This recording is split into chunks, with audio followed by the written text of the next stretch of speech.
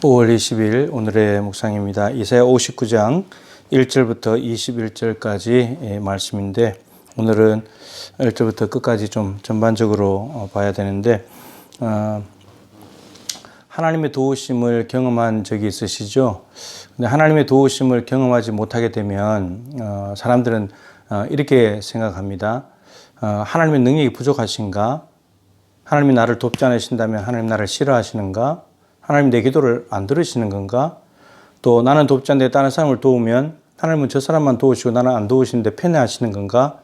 이렇게 원인을 하나님의 돕지 않는 것을 원인을 하나님께로 하나님 탓으로 돌릴 때가 있습니다. 근데 이스라엘 백성들이 오늘 그랬습니다. 1절에 보면 여호와의 손이 짧아 구원하지 못하심도 아니요 귀가 둔하여 듣지 못하심도 아니라. 이스라엘 백성들이 하나님 왜 안 구원해 주세요? 하나님 능력이 부족해요?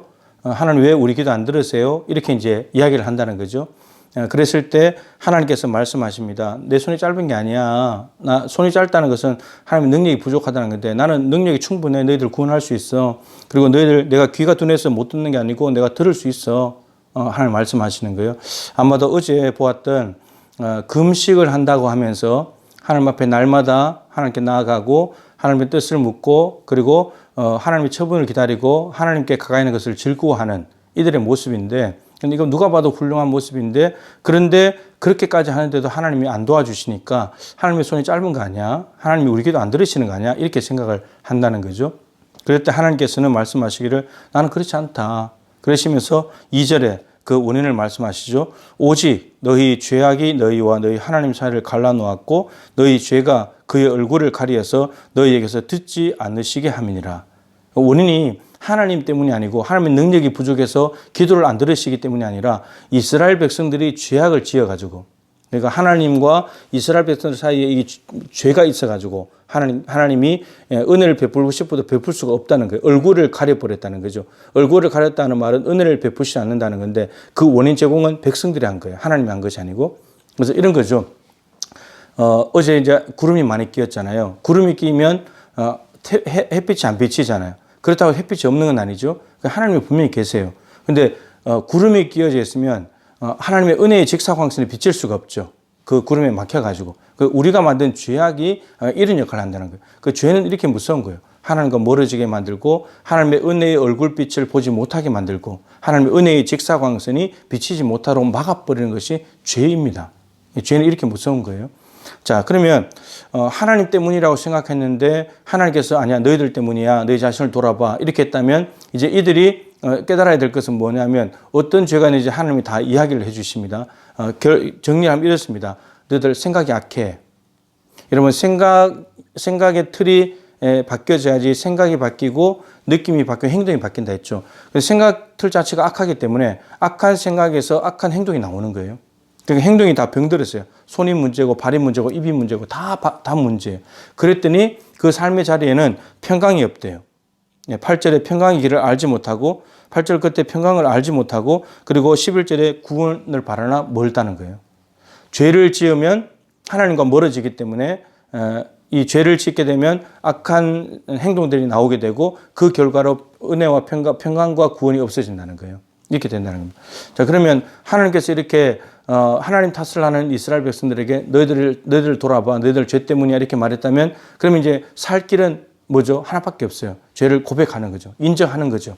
다행히 12절에 이는 우리의 허물이 주의 앞에 심히 많으며 우리의 죄가 우리를 쳐서 증언하오니 이는 우리의 허물이 우리와 함께 있습니다. 우리의 죄악을 우리가 아나이다. 안다는 거예요. 그냥 알게 된 거예요. 아, 우리 죄 때문이구나. 이러면 이제 사는 거예요. 하나님 우리가 죄를 지었습니다. 이러면 사는 거예요. 예. 자, 이렇게 고백을 하게 되면 어떻게 되냐? 미쁘신 하나님께서 죄를 자백하면 죄를 깨끗하게 해주신다 그랬죠. 구원해 주신다고 했습니다. 그래서 20절에 여호와의 말씀이니라 구속자가 시온에 임하며 야곱의 자손 가운데서 죄가를 떠나는 자에게 임하라. 구속자가 온다는 거예요. 구원하실 분이 온다는 거예요. 어떤 사람에게? 시온에게. 그 죄를 떠나는 사람에게. 그 죄악을 깨달았으니까 죄를 이제 떠날 수 있는 거죠. 여러분 어제인가도 말씀드렸지만 의인, 죄 없다고 말하는 의인은 하나님이 싫어요. 소망이 없어요. 죄인도 소망이 없죠. 근데 누가 소망이 있냐? 자기가 죄 있다고 말하는 죄인이 소망이 있어요. 그러면 이제 구원할 수 있으니까. 그래서 우리의 허물 때문입니다. 우리가 압니다. 이렇게 고백했더니 구원자가 오셔가지고 하나님께서 그들을 구원하신다 말씀하십니다. 근데 여기까지만 가도 은혜죠. 죄가 있었는데 구원자가 오셔서 죄를 사해 주셨으니까 은혜인데, 근데 한 단계 더 나아가야 됩니다. 그래야 새로운 삶이 가능해요. 마지막 21절인데 여호와께서 그들에게 이르시되 내가 그들과 세운 나의 언약이 이러하니, 언약이 있다는 거예요. 언약이 있는데 내 위에 있는 나의 영과 너 위에 있는 나의 영, 하나님의 성령, 그리고 내 입에 둔 나의 말, 하나님의 말씀, 이 성령과 말씀이 이제부터 영원하도록 너 입에, 내 후손의 입에, 내 후손의 후손의 입에까지 떠나지 아니하리라.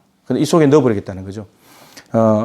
이스라엘 백성들이 하나님의 돌판이나 언약서를 가지고 다니면서 살다 보니까 이걸 안 보이면은, 말씀이 안 보이면 자꾸 잊어버리잖아요. 그냥 마음대로 살게 되고 굳은 마음이 되니까. 그래서 하나님께서 굳은 마음을 제하시고 내 영을 부어주시고 내 법을 마음속에, 부드러운 마음속에 새겨가지고 하나님의 법을 행하게 하겠다고 말씀하셨습니다. 에스겔 36장에.